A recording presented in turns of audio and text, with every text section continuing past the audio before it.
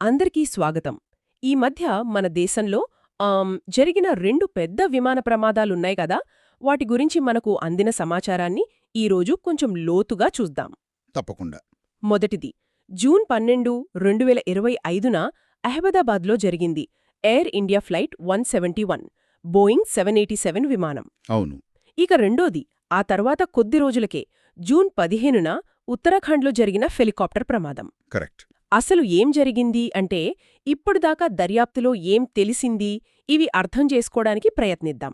సరే, దీని గురించి మొదలుపెడదామా?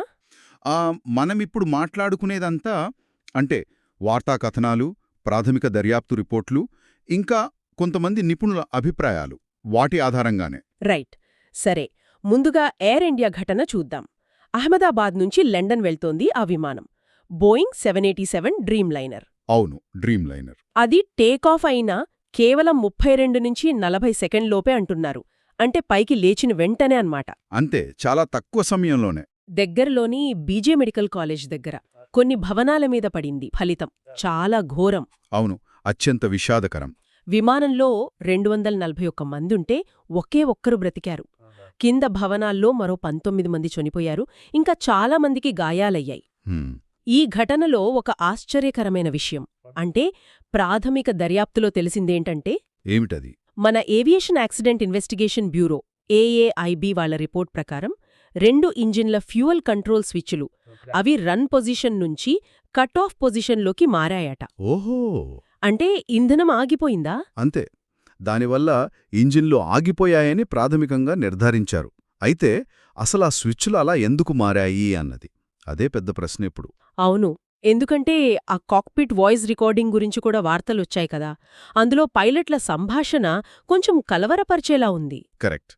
ఆ రికార్డింగ్లో ఒక పైలట్ ఇంకో పైలట్ని ఎందుకో కటాఫ్ చేశావు అని అడగడం, దానికి రెండో పైలట్ నేను చెయ్యలేదు అని బదులివ్వడం రికార్డయిందట. అవును, ఇది ఆ చివరి క్షణాల్లో వాళ్ల మధ్య ఎంత గందరగోళం అంటే అయోమయం ఉందో చూపిస్తుంది. మరి దీనిపై నిపుణులేమంటున్నారు? 2 ఇంజిన్లు ఒకేసారి అలా కటాఫ్ అవ్వడం సాధ్యమేనా? అదే చాలామంది ఏవియేషన్ ఎక్స్పర్ట్స్ చెప్పేదేంటంటే, 2 ఇంజిన్ల స్విచ్లు ప్రమాదవశాత్తు అనుకోకుండా ఒకేసారి కటాఫ్ అవ్వడం అది దాదాపు అసాధ్యం అంటున్నారు. అలాగా? అవును. అందుకే ఇది ఉద్దేశపూర్వకంగా జరిగిందా లేక ఏదైనా ఊహించని మానవ తప్పిదమా అనే కోణంలో ఇప్పుడు దర్యాప్తు జరుగుతోంది. ఎయిర్ ఇండియా వాళ్లేమంటున్నారు? ఎయిర్ ఇండియా వాళ్లు మాత్రం విమానంలోగాని ఇంజన్లలోగాని సాంకేతిక లోపం ఏమీ లేదని స్పష్టం చేశారు. దర్యాప్తుకు పూర్తిగా సహకరిస్తున్నామని కూడా చెప్పారు. అయితే అమెరికాకు చెందిన ఎన్టీఎస్బి అంటే నేషనల్ ట్రాన్స్పోర్టేషన్ సేఫ్టీ బోర్డు వాళ్లు కూడా ఇందులో పాల్పంచుకుంటున్నారు కదా. అవును. వాళ్లు దర్యాప్తు పూర్తి కాకుండా తొందరపడి ఏ నిర్ధారణకు రావద్దని హెచ్చరిస్తున్నారు. ఎందుకంటే ఇలాంటివి చాలా సంక్లిష్టం అన్నమాట. అన్ని కోణాలు చూడాలి, టైం పడుతుంది. నిజమే. ఈ ఎయిర్ ఇండియా ఘటన ఇంత సంక్లిష్టంగా ఉంటే, మరి రెండో ప్రమాదం Uttarakhand helicopter crash సంగతేంటి?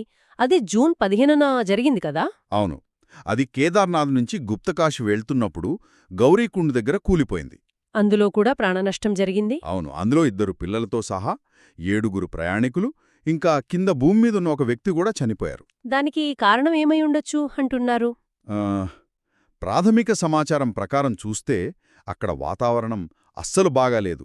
Zero visibility అంటే ఏమీ కనిపించని పరిస్థితి అన్నమాట. ఓ, బహుశా అదే ప్రధాన కారణం కావచ్చననుకుంటున్నారు. ఇది ఎయిర్ ఇండియా ఘటనలా కాకుండా కారణం కొంతవరకు స్పష్టంగానే కనిపిస్తోంది. అంటే వాతావరణమే విలనయ్యిందనమాట. డాక్టర్ ఆర్యన్ ఏవియేషన్ కార్యకలాపాలు కూడా ప్రస్తుతానికి ఆపేశారు రివ్యూ అయ్యేదాకా. సరే, అంటే ఈ 2 ఘటనల్ని చూస్తే ఎయిర్ ఇండియా ప్రమాదం కారణం ఇంకా మిస్టరీగానే ఉంది. చాలా ప్రశ్నలున్నాయి. ఉత్తరాఖండ్ ప్రమాదం మాత్రం ఎక్కువగా వాతావరణం వల్లే జరిగినట్టు అనిపిస్తోంది. కరెక్ట్. రెండింటిలోనూ ఇంతమంది ప్రాణాలు కోల్పోవడం మాత్రం చాలా బాధాకరం. నిజమే. ఈ సంఘటనల వల్ల మనకు అసలు ఏవియేషన్ దర్యాప్తులు ఎంత క్లిష్టంగా ఉంటాయో అర్థమవుతోంది. టెక్నికల్ ఫెయిల్యూర్స్, హ్యూమన్ ఎర్రర్, వాతావరణం, ఇన్ని అంశాలుంటాయి. అవును. విమానయాన భద్రత అనేది నిరంతరం మెరుగుపరచాల్సిన విషయం. దానికి అత్యంత ప్రాధాన్యత ఇవ్వాలని ఈ ఘటనలు మళ్లీ నొక్కి చెప్తున్నాయి. ఈరోజు మనం ఈ ఎయిర్ ఇండియా ఫ్లైట్ 171 ఇంకా ఉత్తరాఖండ్ హెలికాప్టర్ ప్రమాదాల ప్రాథమిక వివరాలు, దర్యాప్తులో ఇప్పటికి తెలిసిన విషయాలు ఇవన్నీ చర్చించుకున్నాం. ముగింపుగా ఒక ఆలోచన. అంటే ఎయిర్ ఇండియా ప్రమాదంలో కారణం ఇంకా స్పష్టంగా తెలియదు గదా.